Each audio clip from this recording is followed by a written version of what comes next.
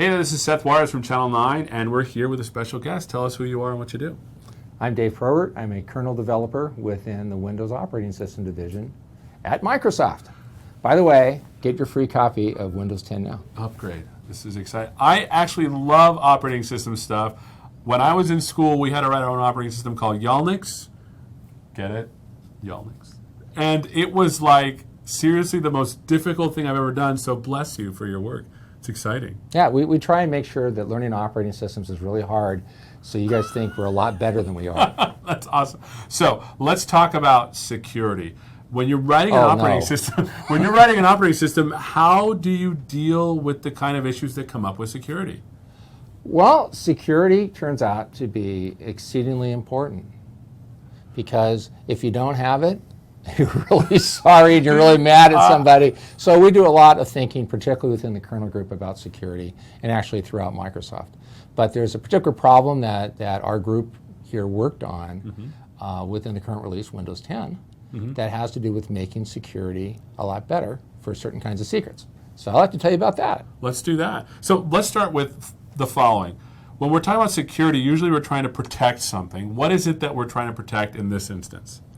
Well, that's true. People think about security and they think about things like, well, can I log into the system? Do I have to give a password? Who can access my stuff and things like that? Well, since we're in the kernel team here, we tend to think a lot lower in the system. We think about, well, I try to think of the mechanisms and stuff whereby people can build on top of that and do stuff. So fundamentally, when I think about this kind of security, the stuff we're going to talk about today, it's how do we keep certain kinds of secrets so that people can't steal them? Because it's not so much that your computer thinks that somebody else is you, it's that the internet does, and they're posting on your Facebook account, and they're sending tweets that you never would have sent, and they're visiting websites that you tell your wife, I never would have gone there, honey. Sure. And so you don't want people to be able to steal your identity on your computer. And so we'll talk about how we're doing that in Windows 10. All right, well, let's start. How do we solve this problem? Okay, well, I'm not going to solve the problem, just to be clear on that, because whenever you say, I have solved the security problem, a whole lot of people very quickly let you know that you haven't. But we think we've made some fundamental progress on how we think about solving certain kinds of security problems. So because I'm a kernel guy, I'd like to start at a low level of the system and draw you a picture of how an operating system is structured and show you where some of the problems are and some of the innovations that we're making in Windows 10. All right, this is exciting. Let's go to it.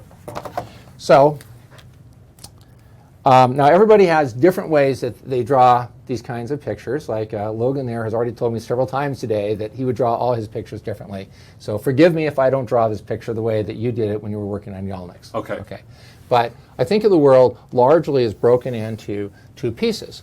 And one is the kernel, or kernel mode. It's a part of the processor architecture. And the other is user mode. And so these are things that the computer architecture support in the instruction sets. And people often think of this as being the operating system, although actually the operating system has a lot of other things that are not just the kernel. And they think of this as being, well, really two things. You have the libraries that you get from the system, so you have lots of libraries, and you have your executable code or your program. And this is like the code that you write or the code that you click on and something runs. And up here in the kernel, there's like a whole bunch of, we'll just call them data structures. And these describe what this looks like.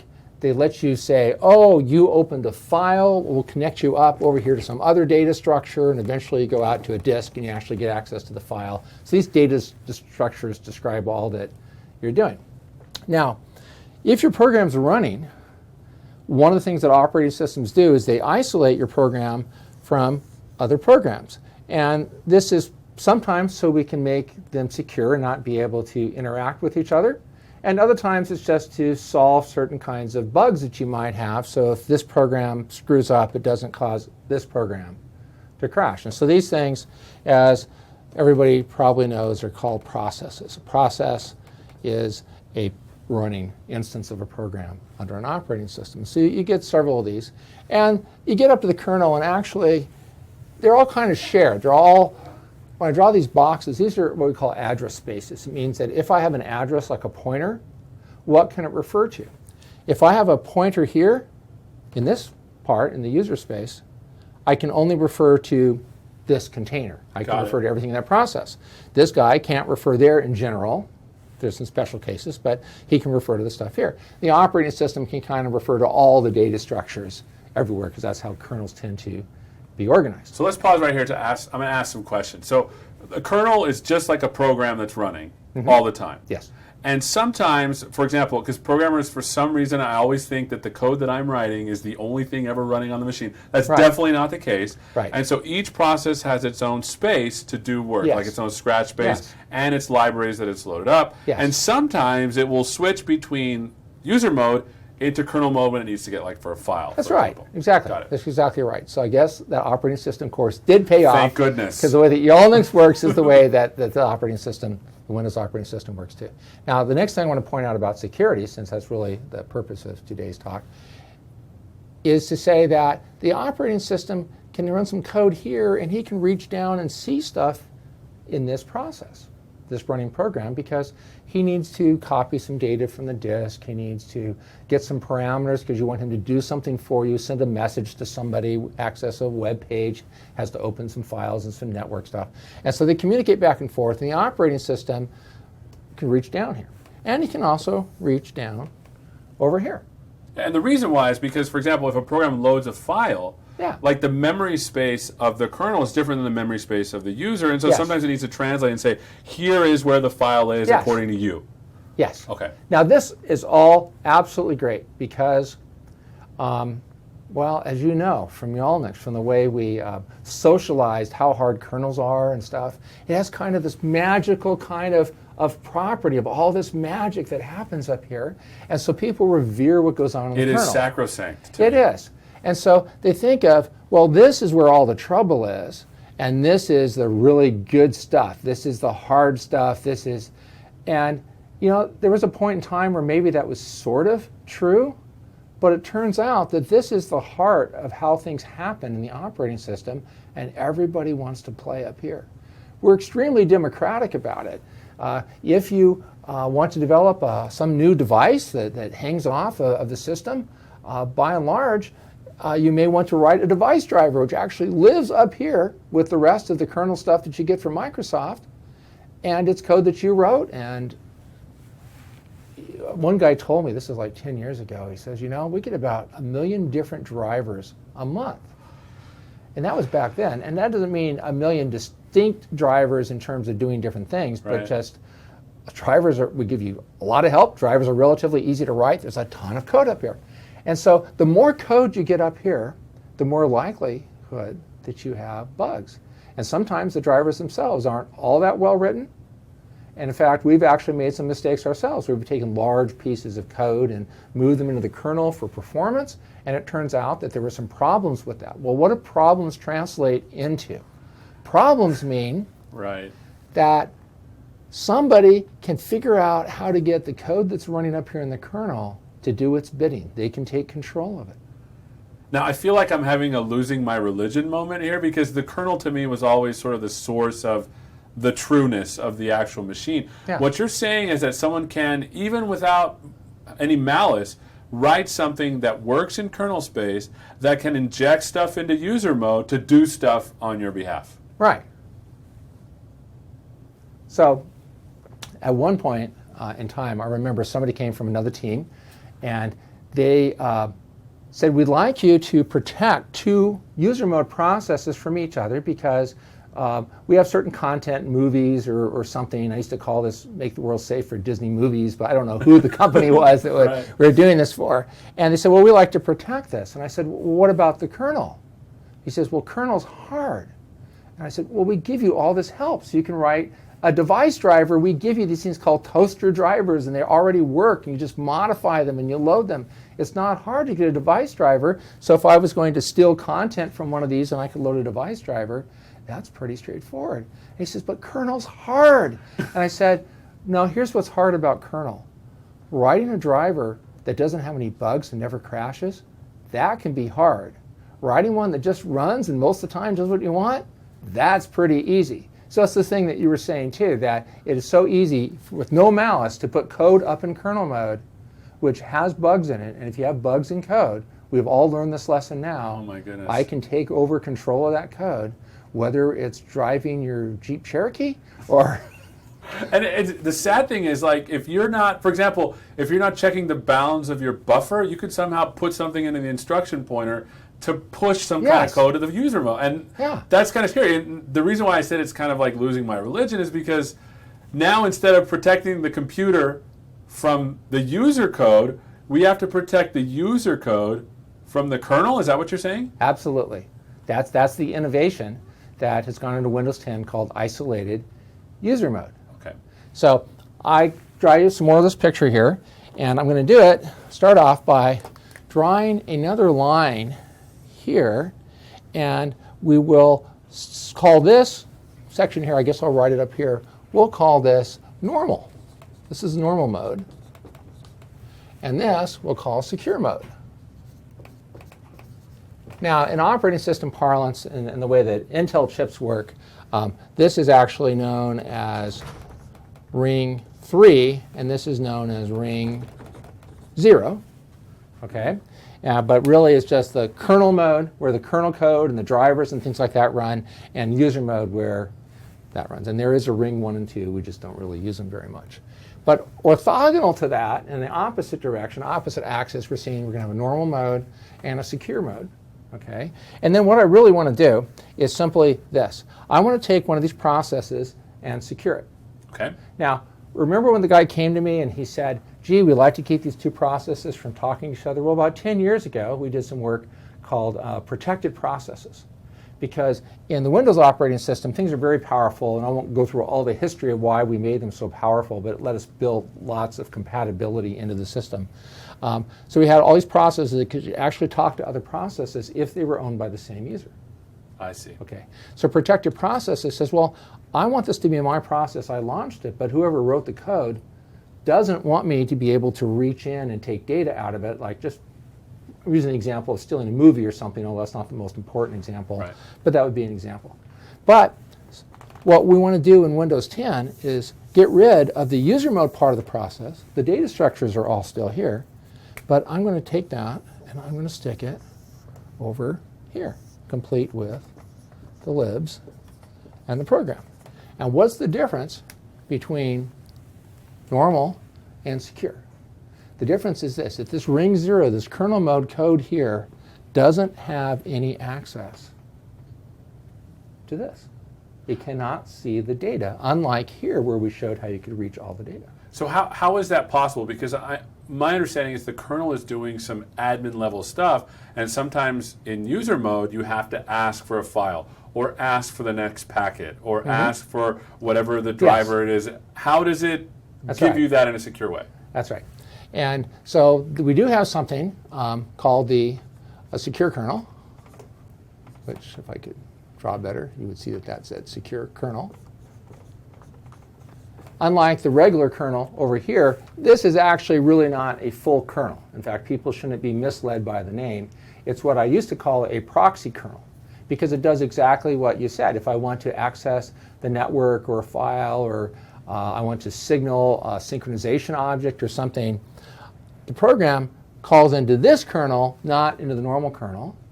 But this guy doesn't implement those functions. He passes them over here. Well, why did he have to do that? He had to do that because the memory here isn't accessible, and some of the arguments to the system calls are in memory. So he does have a shared buffer on the kernel side. On the kernel side, which is shared by both normal and secure mode. And he copies stuff into the shared buffer. This is a process that's known as marshalling, where you take stuff from one address space and you make it available in a different set of addresses. And you do things like pack it together neatly, and there are other things you do. Remote procedure calls use that kind of technique a lot.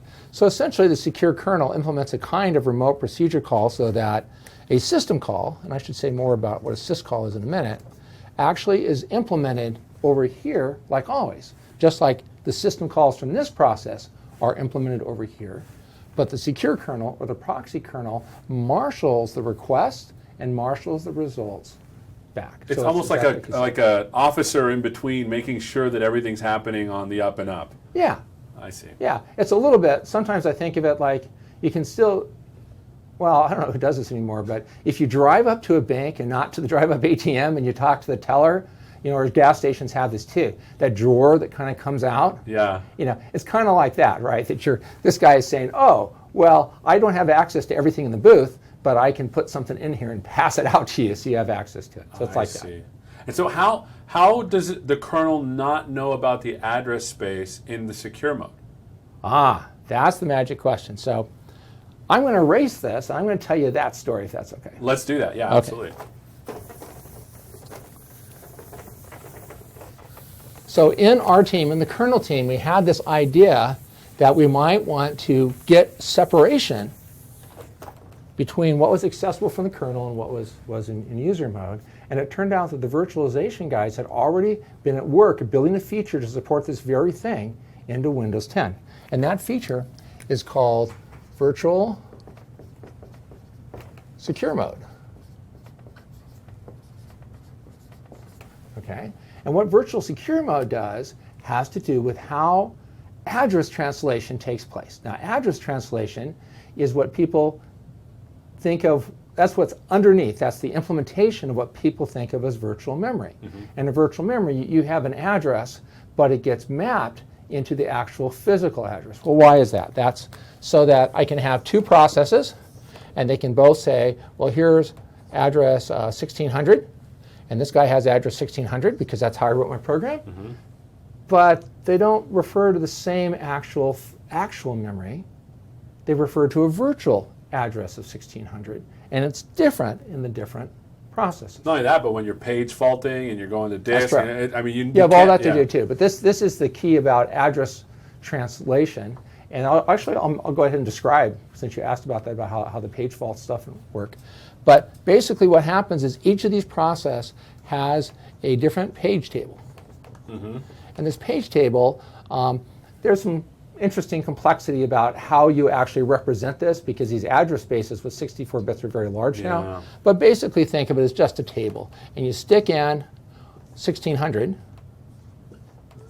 and it's a table, and you go down and find an entry for 1600, and out comes OXABC. Yeah, some other address, like 9900.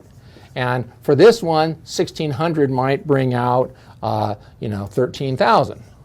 It'd be a different address. And this is the actual memory location that you're using. And this is called a page table, and this is how we implement virtual memory.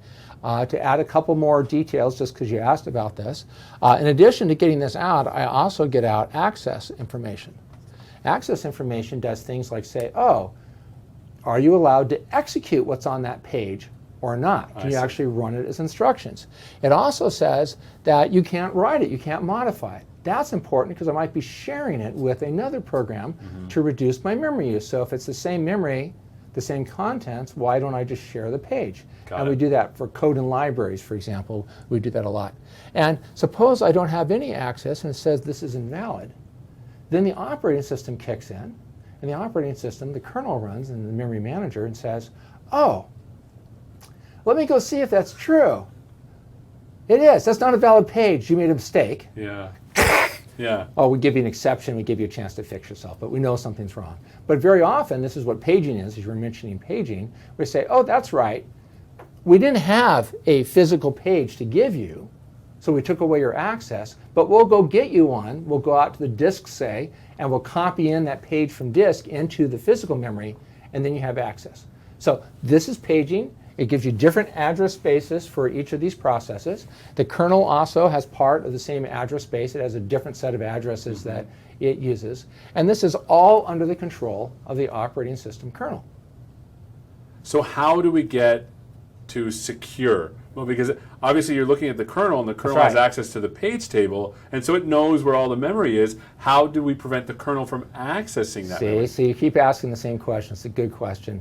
And take a little bit of time because there's a lot of complexity behind how this works. But this part I think you understand, because it's probably, if you did virtual memory in Unix, you had something like this.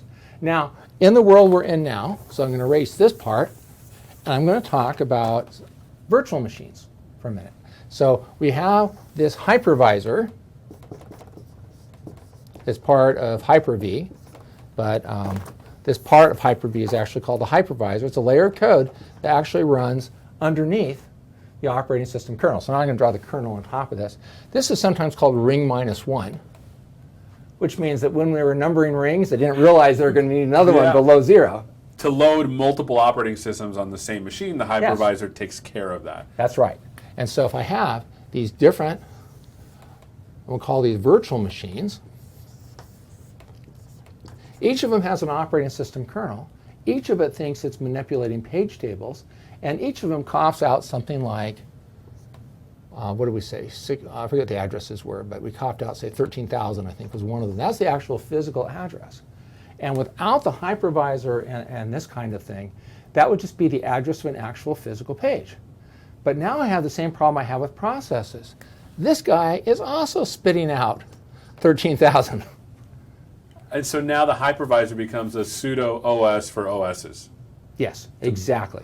And we use a similar mechanism to what we described about the page table. We have something here which you put in 13,000 and you get out some other address which is like maybe 99,000.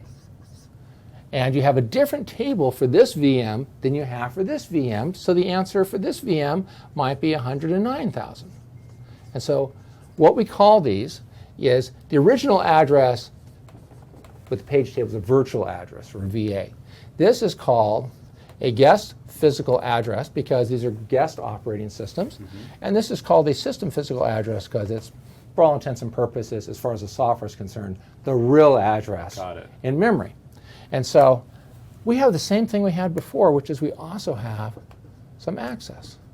So far what I've shown you is that using the same kind of mechanism that we used in the regular page tables, we can make these kind of like they were processes have a different set of mappings.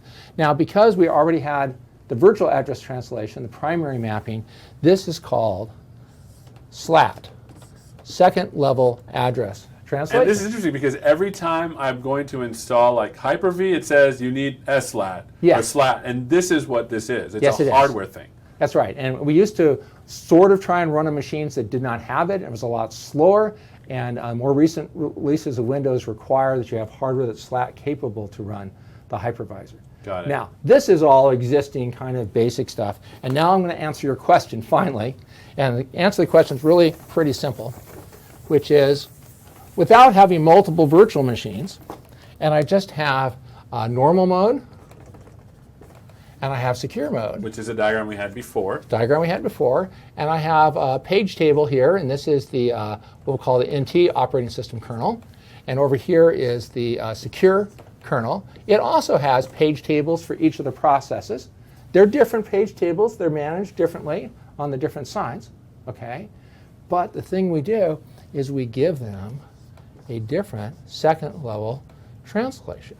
So there's a different SLAT here than there is here. This is all controlled by the hypervisor. Interesting. Now, here's what they did, is they said, look, if I have address 13,000 over here, well, I'm going to map that to 99,000, say. And then over here, if I have 13,000, I'm going to map that to 99,000. Now, wait a minute. Why do I have two different SLATs, two different address translation tables, if I'm just going to map them to the same? And remember, this was the system physical address, and this was the guest physical address. If I'm going to map it to the same system physical address, why? It feels like the SLAT will be able to tell you different protection modes. Exactly. So when they're communicating, the SLAT will say, yeah, you have access, but you can't write to it, or you can't read from it. Or you can't execute it like that. Got it. That's exactly correct. And so that, after all that, you answered your own questions. There you go. Yes. See that? That is how it works. And I'm really impressed with the University of Utah's operating system class now, because you got it exactly right. And it feels like secure kernel mode is almost lifting it to the status of almost a VM, but not with all this. It's like a mini tiny VM for that process. Exactly. Got it. And they use it to construct these different modes. And really, this whole thing replicates because this could be in like a VM3, and there could be another one which was VM4, 4, say, which would also have normal and secure mode as part of the same virtual machine. So now we're getting like Inception, right? Like a mini VM inside a big VM with a hypervisor. This is craziness. It's absolute insanity, actually. Nice. So that's how we get the mechanism. We're using this virtual secure mode feature that's in the hypervisor. And we've already showed you how we get IUM, which is isolated user mode. And the reason it was called isolated user mode is because we took the user mode that was normal mode, the normal security mode, and we put it over here so it's protected by the SLAT. Exactly like you said, the difference is this one might be no access. And this one might be read and execute access. That's interesting. So isolated user mode now is default in Windows 10. As a developer, how do you say, I want my process to be in isolated user mode? That is a really great question. And we don't know the answer to that. So I'd like to introduce my colleague here because now we're getting to the tough questions. Okay. And so Logan will actually tell you what we actually use this for, because this isn't a facility that we put in for, in this release at least, and we're not sure what we'll do in future releases. We'll talk about that. Cool. The next release. It's a feature that we're using internally to solve a couple of important problems, and so Logan will talk about that. All right, let's pause for a second and get him up.